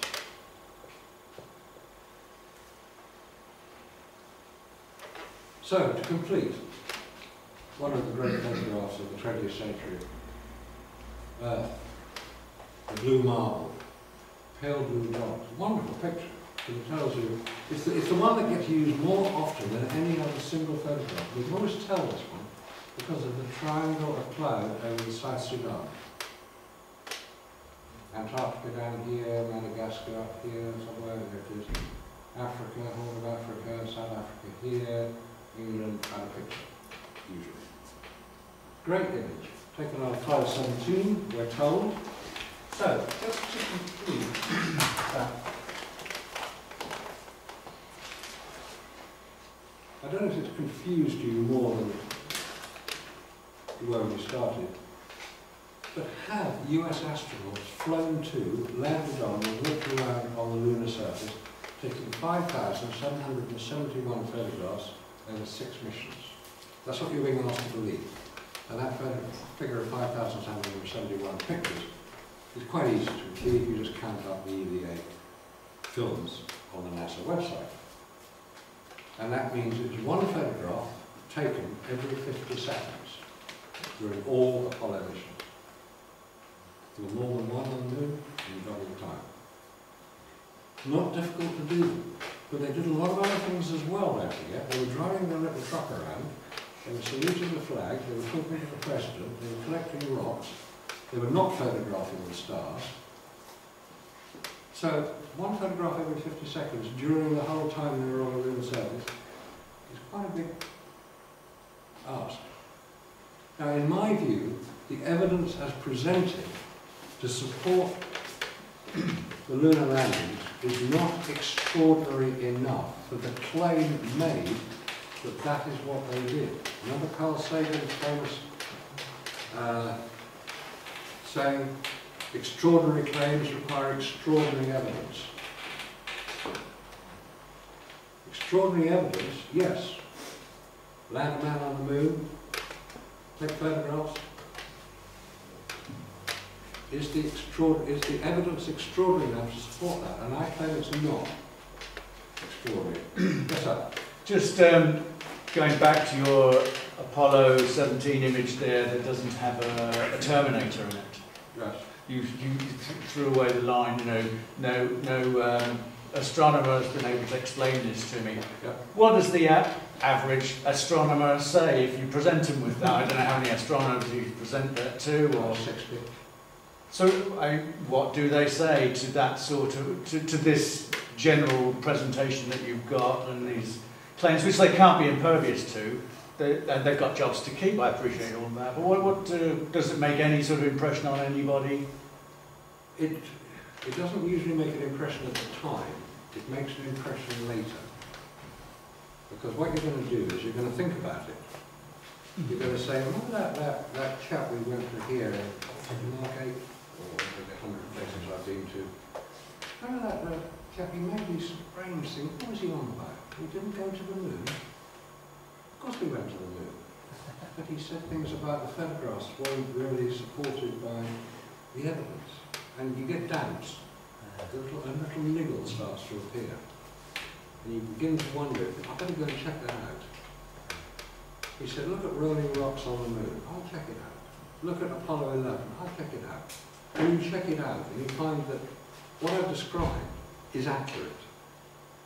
It's not been, I've not been, there have been a bit, you go onto YouTube, I've got a couple of talks up there and there are some very rude people who comment, which is great fun, I love it. Oh, Marcus should be locked up. I was asked that live on Radio 2. Shouldn't you be locked up, Marcus? By Steve Wright. And I was interviewed 30th anniversary. And I said, only if I'm wrong. Because I said at the beginning, before the interview, I said, ask me the hard question, please. If you ask the hard question, you've then got no comeback when the answer isn't what you hope it will be. So, the astronomers, in answer to your question, what did the astronomers say? They said, you wouldn't see the Terminator from that viewpoint. And I said, why wouldn't you see it? You see it on Apollo 11. Oh, they're probably at different heights. So, what they try to argue is that I'm wrong by asking a question to which the answer is, to them, obvious. And that's where it was interesting. I spoke for about an hour, I've done a bit more now, and the questions went on for an hour and a half, until we got chucked out by the caretaker. Go on, get out if you like it, or go home. So there was a lot of interest. And from them, because these would be people who would support NASA's story and claim that any attack or any perceived attack on NASA should only be shot down in flames, because I'm obviously totally ignorant. So, where were you addressing these guys? It was the Hertfordshire Astronomy Group, in Rose Garden City. Oh, right, okay. I've addressed other astronomy groups, one in Guildford and one, but yeah, I have addressed astronomy groups. They don't usually get too upset about it, because what is happening now is that more and more people are beginning to realise there are doubts about the whole Apollo story. I think the last survey was 25% in Britain have serious doubts about the truth of the whole Apollo mission. Because if it was so easy to do with the technology of the 60s, I haven't shown the computers they were using, which all were linked on little bits of wire. I mean, it's prehistoric stuff. And the Apollo landers were fly-by-wire craft, like modern aircraft are fly-by-wire. The computer has to do the work of telling it what to do, and the computer didn't have enough memory to be able to do it, and they couldn't do it from Houston because of the 1.5 second delay. So there's a website which, if you, this one here, check that out. It's worth looking at. You'll see a couple of quite interesting articles, like the video when they did their, we can prove the moon landings were real because they make GPUs, graphics processing unit, make it for games consoles. And they had a little mission. They'd already made a crop circle, and they had a lot of publicity from that, so they decided they're going to have a go at the moon landing to get publicity for that. So they contacted me and said, would I take part? I said, yes, no problem. And they said, but before you do, we want you to sign this non-disclosure agreement, which meant I could have been shut up for about 3 years. Now, one of their biggest clients is NASA, so were they actually going to? No, they weren't. And if you go on the website, you can see their prototype. It's great fun, and I appear in their little film, just about 10 seconds. But look at that. You get all the stories there. The Russians have been questioning Apollo big time. They questioned the rockets, the satisfied rocket, wasn't powerful enough, didn't go where they said it went. It did take off, yes, but was it powerful enough to do what we were told it did? And why did we build a completely new rocket for the space shuttle? Because if you'd been to the moon, what was so special about the shuttle? A ridiculously stupid thing. Scrap the whole Saturn V program and built a new rocket. Now they're building another one to launch Orion, only 5,000 miles out. And do you know whose engines they're using for that? The Russians. It's called the RD-180 engine. It's the rocket engine that is used on all satellite launches and has been for 15 years. How do the Americans get to the International Space Station? Russian rockets. They can't do it themselves. So who won the space race? The Russians. Of course they did. Okay.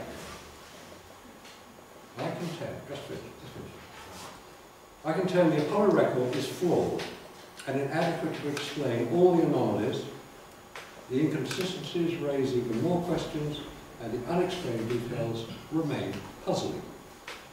But I really do want to believe it was all true. Thank you.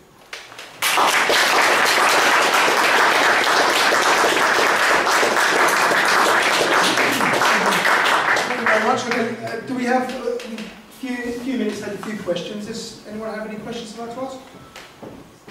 When I was a 9-year-old boy, I was watching the moon landings, and I was up all night watching them, and they kept on breaking.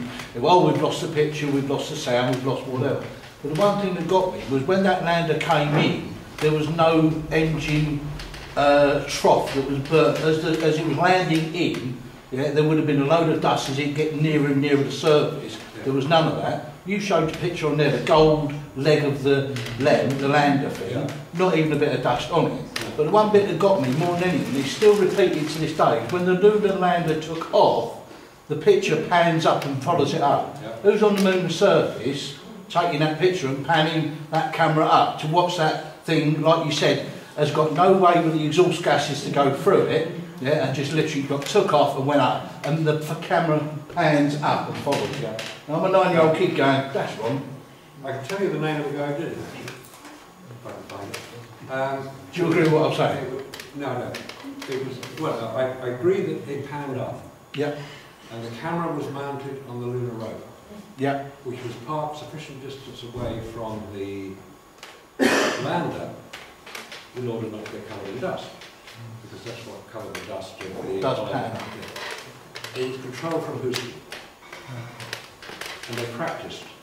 Because they knew there was a 2.5 second time delay between firing the rocket, because you've got the transmission between Houston and the moon, and then it's 2.5 seconds back. So they had to have they had to start the camera panning up 2.5 seconds before they launched the rocket. So it was called Wendell something. I can't find it. I got the guy who put all the photographs up on the NASA website. Is a guy called Michael Tuttle. And you can see some of them, he hasn't even taken his name off. He said he found 50,000 photographs and he stuck them up on the NASA website. The guy who controlled it from Houston, the only one you ever see is Apollo 17, because he couldn't get it right on Apollo 15 and 16.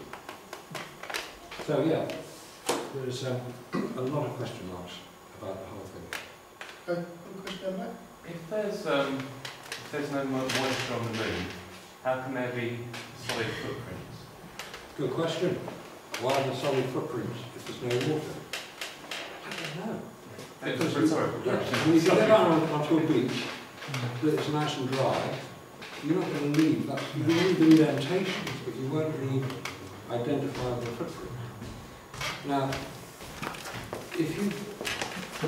I'm prepared to believe that in a vacuum, which is what the moon is supposed to be, it's a vacuum, there's nothing to separate the particles.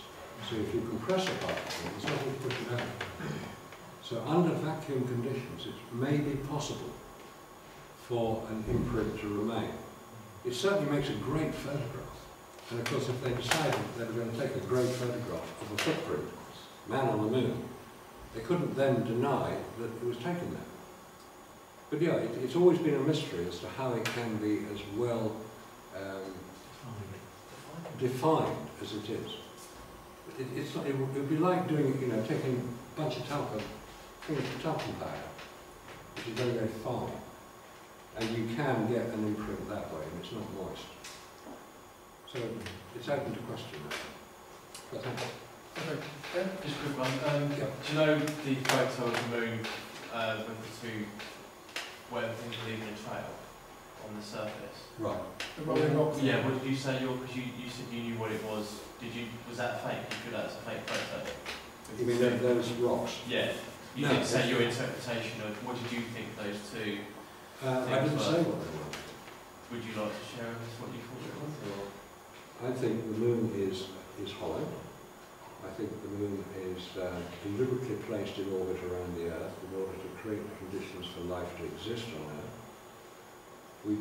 We're property, as Charles Ford said. We're monitored. And I think the guys who monitor this live in the moon, in its hollow. And they mine the surface of the moon for the minerals that they need in order to survive. And nobody's disproved that.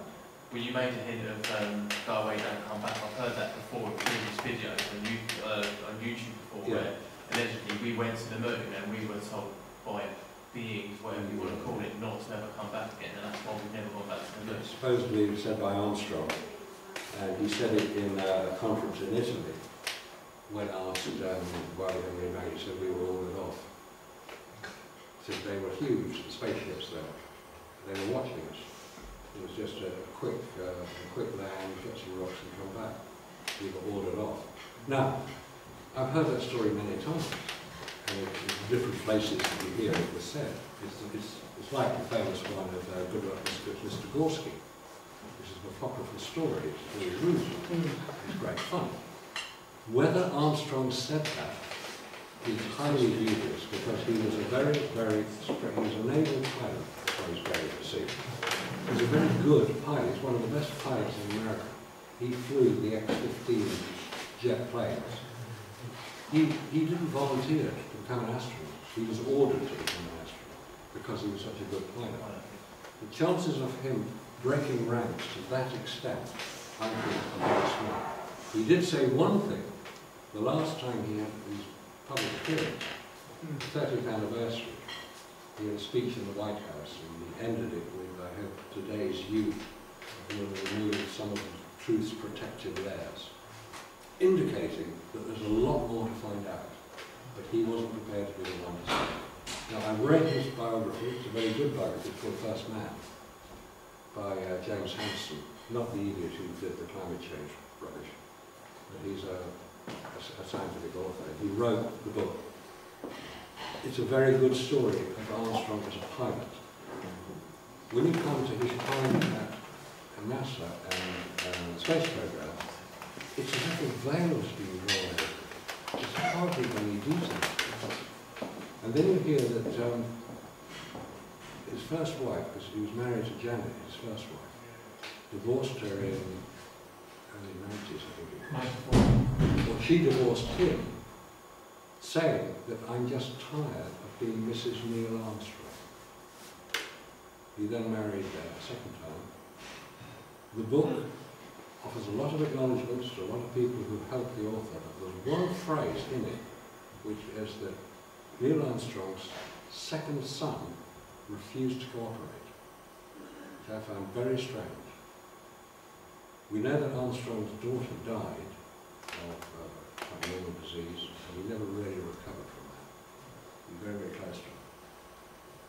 So, I think Armstrong was caught in a vicious trap.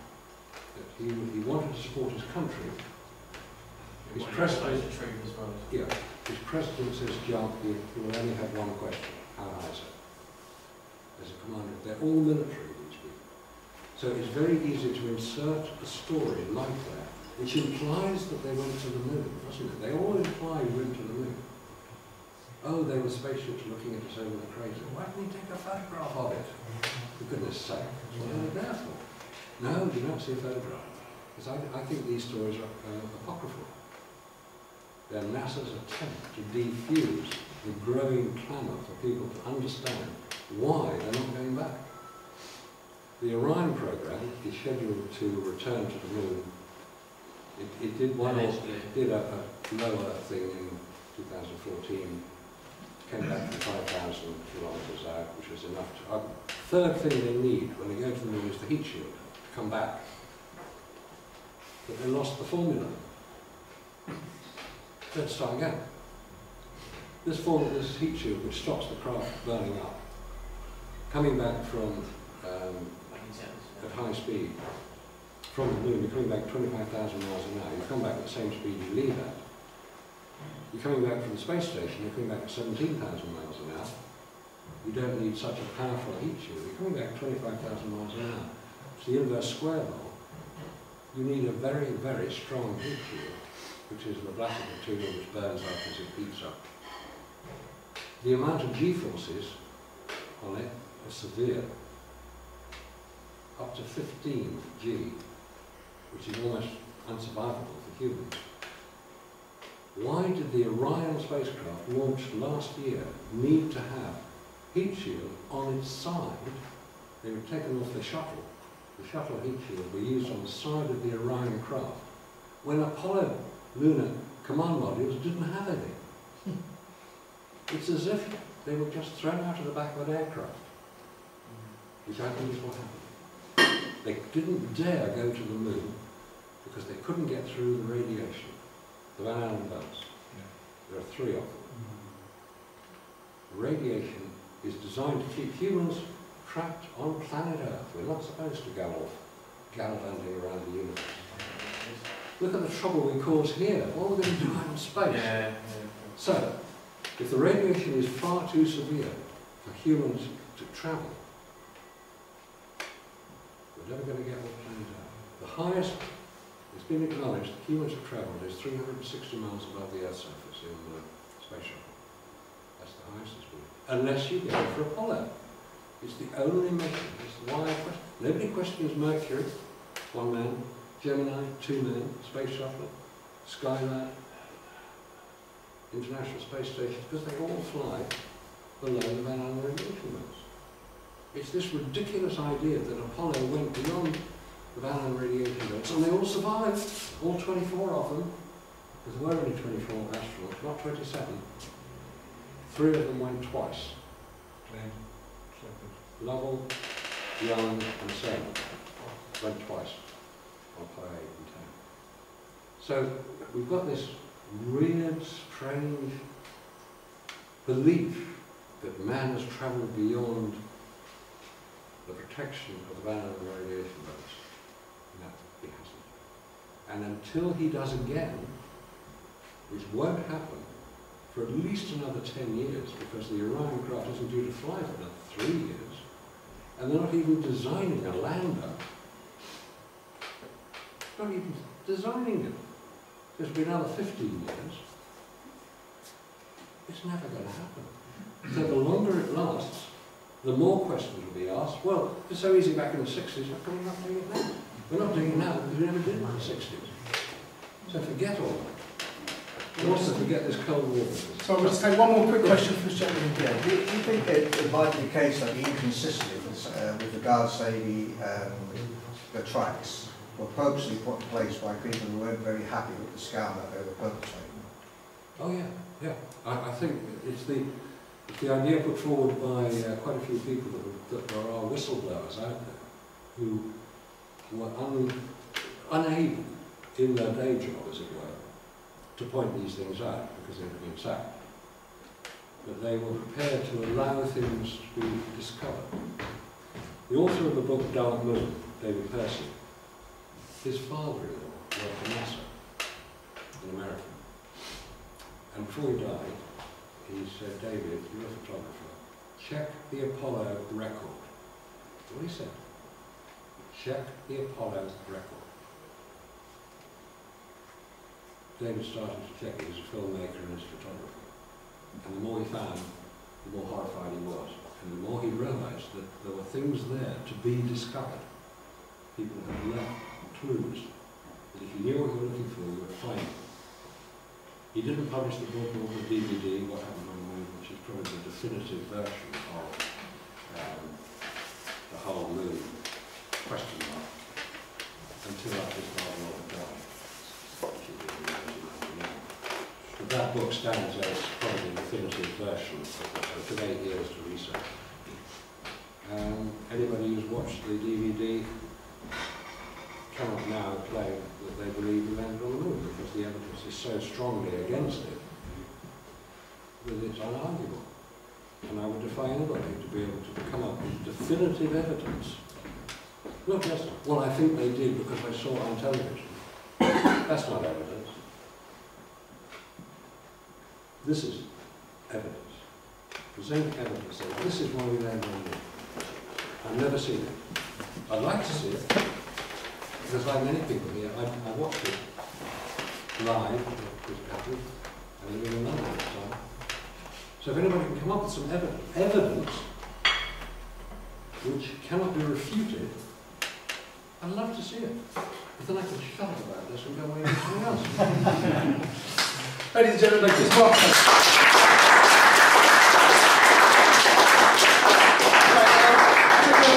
Short 15-20 minute break. I'm going to get some food. There's drink available upstairs while we reset for the next speaker. Okay, thank you very much.